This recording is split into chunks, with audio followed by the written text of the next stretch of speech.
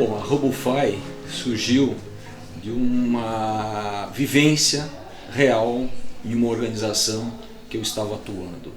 E muitos anos depois, em 2017, nós tivemos a inspiração de observar o comportamento do telescópio Hubble e aplicar algo semelhante para dentro das organizações, de forma que a gente pudesse realmente resolver o problema que as informações relevantes hoje, os conhecimentos, estão indo para o ralo, estão dispersos, existe uma grande perda dentro das organizações. E a RoboFi surgiu com esse propósito, através de um app. Ela é uma plataforma de comunicação que se integra a inúmeros diferentes apps, e com a inovação da cápsula de comunicação você consegue trazer para dentro da cápsula informações de diferentes apps e colocar uma blindagem nela, obtendo controle de quem viu, quem não viu, quem assinou, quem não assinou. Você consegue habilitar interações, como se você criasse um grupo dinâmico de WhatsApp dentro da própria cápsula. E por consequência, você consegue aposentar os e-mails, aquelas tripas e tripas de e-mails. Ou seja, a gente destrói as caixas de entrada, aposenta os e-mails e principalmente aumenta a eficiência na comunicação. Por quê? Porque a cápsula ela deixa a informação sempre viva para quem está hoje e para quem está na empresa ou naquela posição de trabalho no futuro. A gente diz que a gente inverteu a lógica dos principais comunicadores que surgiram nos últimos 10 anos. Enquanto Slack, Workplace, Teams, mesmo WhatsApp, tem o propósito de conectar as pessoas e as informações passam e vão embora. O RoboFi é inverso.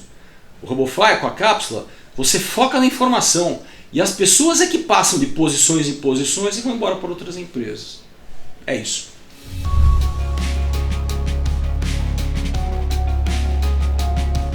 A RoboFi surgiu de uma ideia, de uma dor real que eu estava vivenciando. Eu estava numa empresa que foi adquirida por outra, eu era o CEO dessa empresa, e nós sofremos lá durante 2 anos e meio, quase 3 anos, para fazer essa transição do processo de fusão, integração de equipes, etc.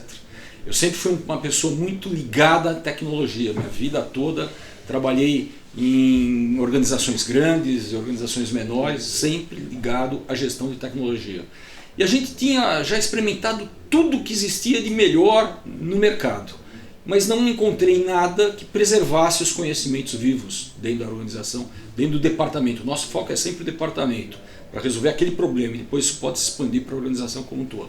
Então eu estava no processo de fusão durante 3 anos, tinha que passar o bastão, eu não ia ficar na empresa adquirida por condição do negócio, e uma preocupação que eu tinha era de deixar realmente todas as informações vivas. E o trabalho foi imenso, enorme. E a partir daí eu comecei a fazer estudos, fui para fora do país, fiquei um período lá estudando, me aprofundando sobre esse assunto.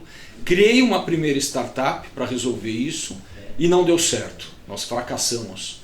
Por quê? Porque a nossa proposta era de que as pessoas deixassem de usar as ferramentas que elas já estavam habituadas. E quando em 2017 a gente teve os insights, a ideia com o RoboFi, a gente preserva tudo que já existe. O RoboFi entra como um telescópio, como se fosse um guarda-chuva em cima de tudo aquilo. Então, com base nisso, hoje a gente consegue realmente ajudar as organizações médias, pequenas, que é o nosso foco hoje. Pontualmente nós estamos endereçando algumas empresas grandes, de forma a aumentar a eficiência e deixar as informações vivas, os conhecimentos vivos.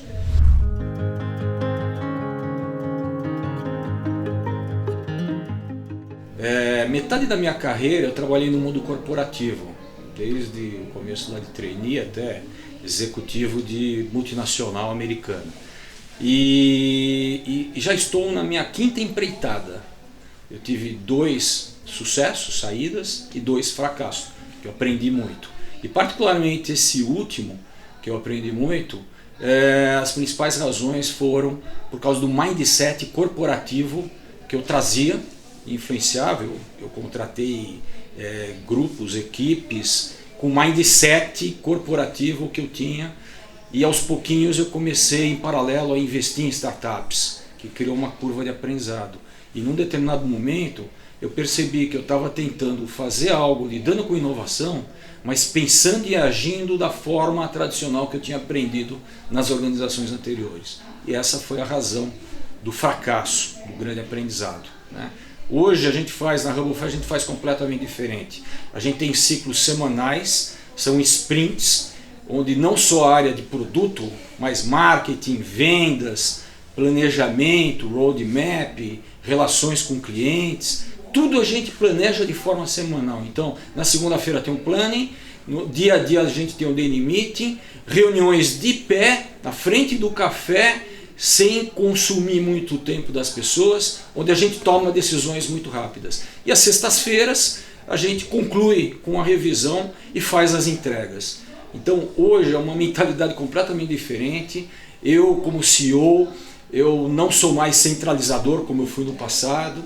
Está tudo delegado a cada área, a cada colaborador. As decisões são tomadas em equipe e tudo muito enxuto.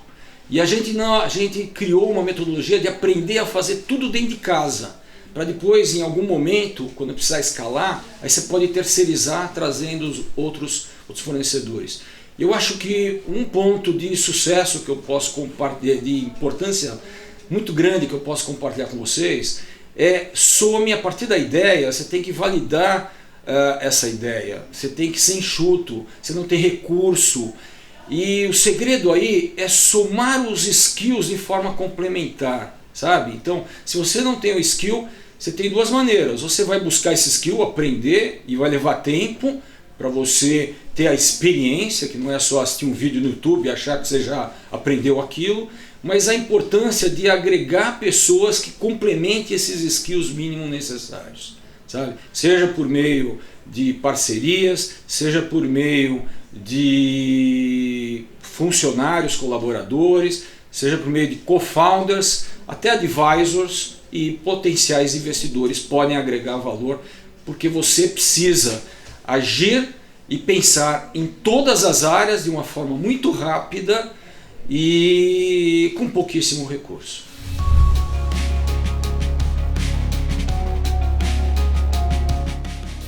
Olha, eu acho que eu também, além de fundador da RumbleFi, eu tenho um outro chapéu aí no mercado, como mentor e investidor, atuo num grupo de anjos e tive a oportunidade já de conhecer empreendedores das mais diversas capacitações, experiências e faixas etárias, né?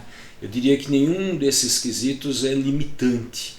Então, tanto os jovens recém-saídos das universidades ou os mais maduros que já desenvolveram as carreiras aí corporativas, todos têm ampla possibilidade de empreenderem nesse novo conceito, nessa nova modalidade. Mas o segredo aí é você, como eu falei antes, né? Você tem que somar os conhecimentos, os skills.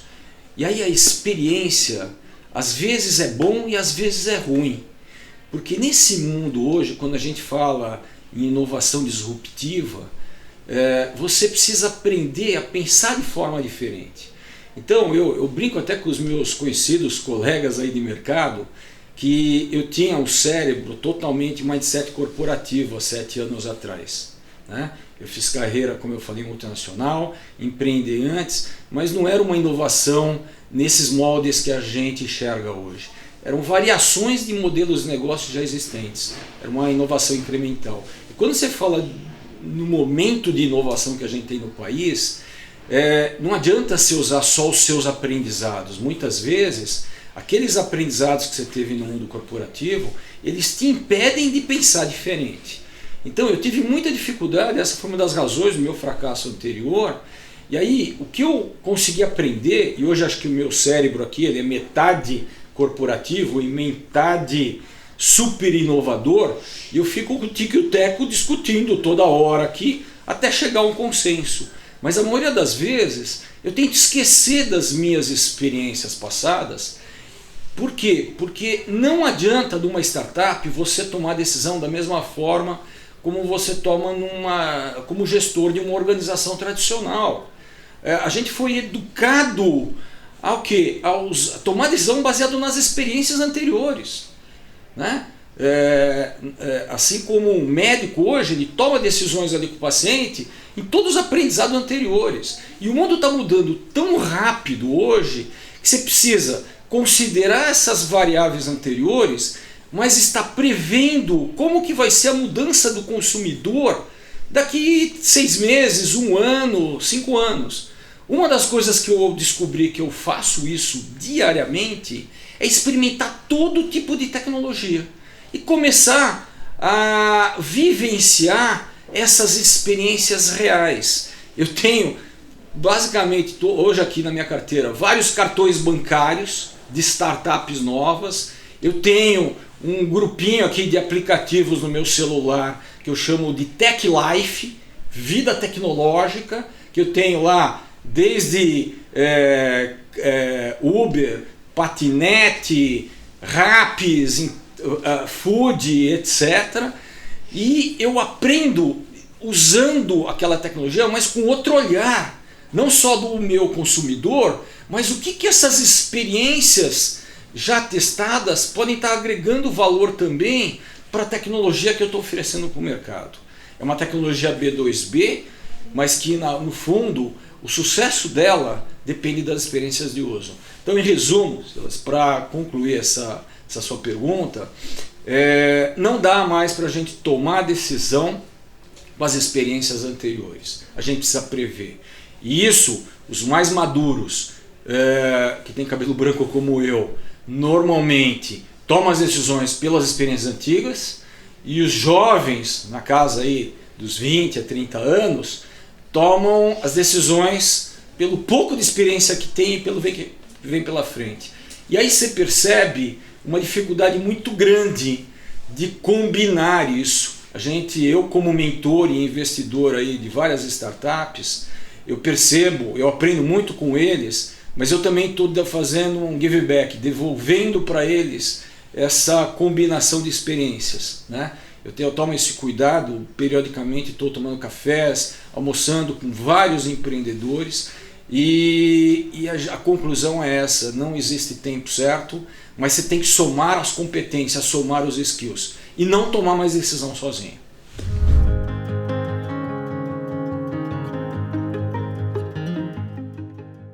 Eu recomendo, namore muito, tá? Namore, conheça, avalie o que você pode. É uma troca, tudo é uma troca, né? E aí, quando você fala de buscar um sócio, eu tive dificuldades em projetos anteriores, eu tive sucesso com sócios anteriores e fracasso com sócios anteriores. E aí, o Henrique, por exemplo, que é o homem de tecnologia aí, que fica ao meu lado, né? Ele é jovem, ele tem menos que 30 anos, eu tenho mais que 50. A gente teve uma fase de namoro, de experiência de namoro no bom sentido, lógico. Contratei ele para um projeto, comecei a dar mentoria para ele, para outro, etc. Tal, até que quando a gente se reencontrou lá em 2017, a gente resolveu lançar o Hubify, né? Em relação a fundos, a investimento, porque se você tem uma startup de fato, eu falo que você tem que ter a mente aberta para não pensar como sócio das empresas no modelo tradicional antigo. Você não vai ter sócio, você vai ter rodadas e rodadas subsequentes para levar o seu projeto desse ponto A para o B, depois mais uma rodada para levar para o C, para o D e assim por diante. E você tem que estar com a cabeça, com a mente aberta para isso. Agora, quem você vai trazer para sentar com você lá na mesa de jantar, no conselho de administração? Tem que ter as mesmas afinidades? Tem que pensar igual? Será? Às vezes não. É mais importante você ter alguém que pense completamente diferente. Mas tem que ser alguém que entenda daquele nicho, daquele mercado que você está, tá? Porque senão pode gerar conflito. Eu já encontrei vários casos onde se traz um anjo que na realidade não é um anjo, ele pode se tornar um monstro ali. Por quê? Porque ele entrou achando que ele ia ser sócio do negócio e daqui a pouco ele está destruindo aquele negócio, ele não permite nem que você avance nessa escalada aí de futuras rodadas.